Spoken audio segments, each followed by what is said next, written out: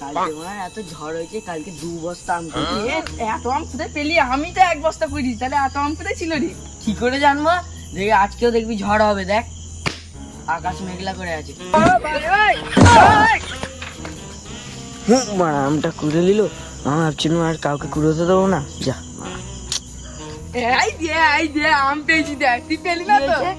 আগের বারে এবার আমার হবে। আম কুড়োনোর একটা ট্যালেন্ট থাকা চাই। এই যে। এইসব ছোটখাটো আম আমি আওয়াজ শুনে বুঝতে পেরে গেছি। আরে ঠিক আছে, দেখাই যাবে। বড় আম রে। দেখ তুই বললি ট্যালেন্ট থাকা চাই। বড় আম পেয়েছি। ভাই তোরা এটাও খেলো না, অত বড় আম ছিল। দুটো আম আমার হয়ে গেল, তুই বললি তোর ট্যালেন্ট আছে। দাঁড়া না এবার কি করে ট্যালেন্ট তাহলে পচা আম। এরকম হতেই পারে। এ তো তাহলে পচা আম।